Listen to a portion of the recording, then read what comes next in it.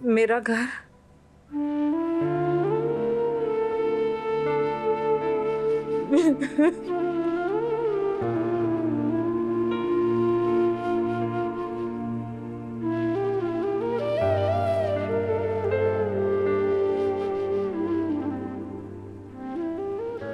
चुप हो जाओ और तसल्ली से बताओ कि क्या बात है। और घर के नाम पे तुम रोने क्यों लगी हो? देखो, तुम हम पे ट्रस्ट कर सकती हो।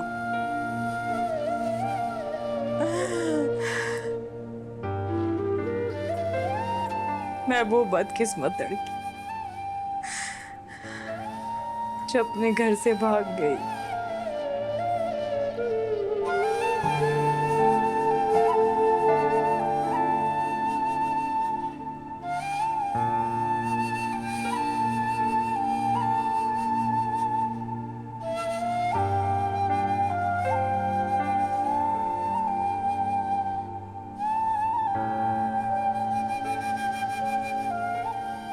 या मेरे अल्लाह, इतनी बड़ी बेवकूफी! तुम लड़कियों को समझ क्यों नहीं आता कि घर से बढ़कर कोई पनाहगाह नहीं होती और अपनों से बढ़कर कोई अपना नहीं होता। फिर भी तुम लोग मोहब्बत के नाम पर अंधे कुएं में छलांग लगा देती हो। मामा प्लीज, जो होना था वो हो गया। रिदा, तुम एक काम करो, तुम मेरे साथ पुलिस स्टेशन चलो, हम उस सलमान के खिलाफ कंप्लेन करते हैं और उसे अरेस्ट करवाते हैं। नहीं, मुझे किसी के खिलाफ कोई कंप्लेंट नहीं करनी। वो गुंडों को जानता है, वो मेरे घर वालों को नुकसान पहुंचाएगा। मैं अपने घर वालों के लिए पहले ही जिल्लत का बाइस बन चुकी हूँ। मजीद नहीं बनना चाहती। मैं किसी के खिलाफ कोई रिपोर्ट नहीं करूंगी। मेरे घर वालों की इज्जत जाएगी। रिलैक्स करो, तुम रिलैक्स करो, इजी हो जाओ। हम तुम्हें तुम्हारे घर छोड़ आते हैं। नहीं, मैं अपने घर कैसे जाऊंगी? मेरे घर वाले मुझे कबूल नहीं करेंगे। मैंने उनकी इज्जत खराब की है। आप लोगों ने मुझे क्यों बचाया? मुझे मर जाने दिया हो तो मैं मर जाना चाहती हूँ।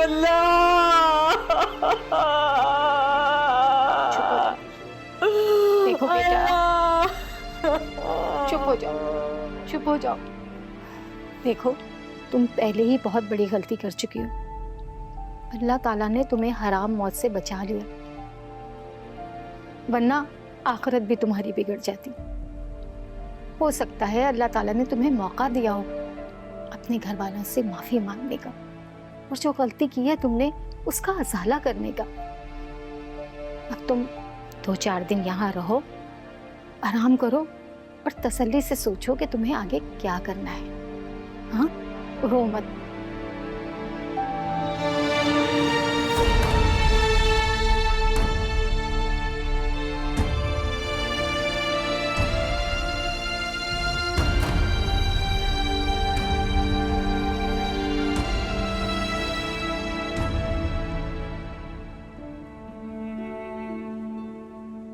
इंसान को जिंदगी बार बार मौका नहीं देती।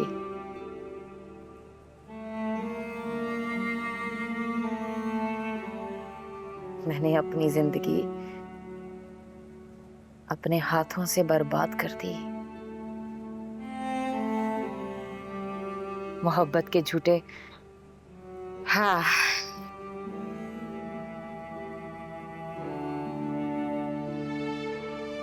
मैंने सोच लिया मैंने कि मैं अपने घर वालों पे अपना मनहूस साया कभी भी नहीं पड़ने दूंगी।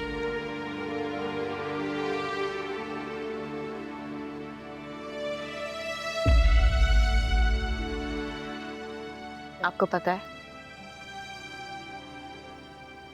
मेरा भाई, मेरी बहन, मेरी माँ, मेरी भाभी सब बहुत अच्छे हैं।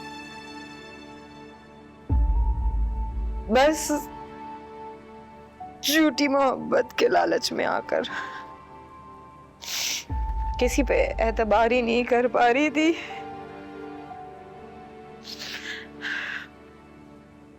सबने समझाया, कुछ नहीं समझी मैं। रिदा, तुम इस वक्त बहुत इमोशनल होकर सोच रही हो।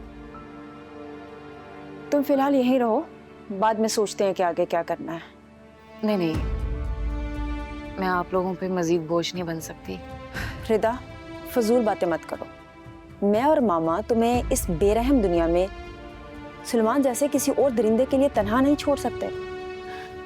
वैसे भी दुनिया कितनी बेरहम है तुम बहुत अच्छी तरह से जान गई हो।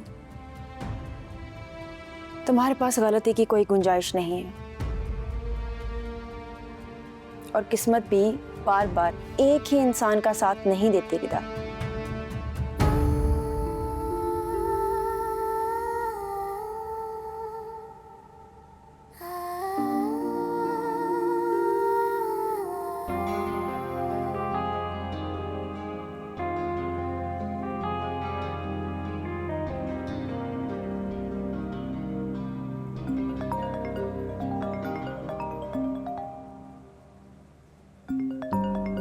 भाभी की कॉल।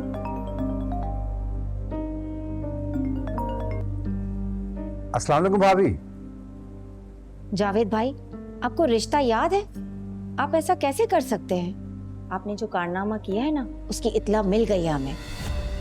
आसिम आपका सगा भतीजा है, आप उसके साथ ऐसा कैसे कर सकते हैं?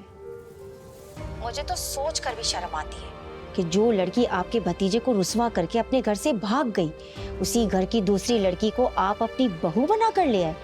खानदान की इज्जत का भी ख्याल ना आया आपको?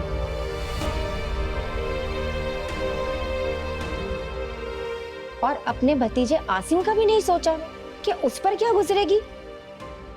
भाभी मेरी बात सुने भाभी। मैं क्या सुनूं जावेद भाई, क्या सुनूं? अब कहने सुनने को कुछ बाकी ही क्या रखा है आपने? मैं पूछती हूँ, आप अपने मरहूम भाई को क्या जवाब देंगे रोजे आखिर? भाभी हेलो। क्या हुआ जावेद? देख लिया अपनी जिद का नतीजा। मेरे खूनी रिश्ते इस तुम्हारे गलत फैसले की भेंट चढ़ रहे हैं।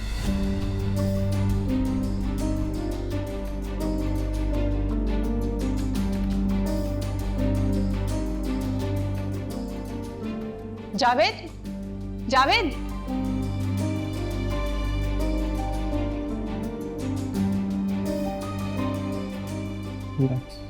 हम हैंडल कर लेंगे।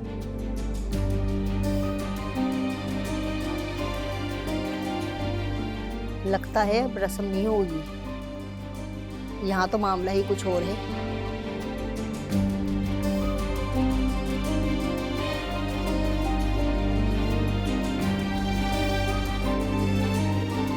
जब आंखें मैं बंद करता हूँ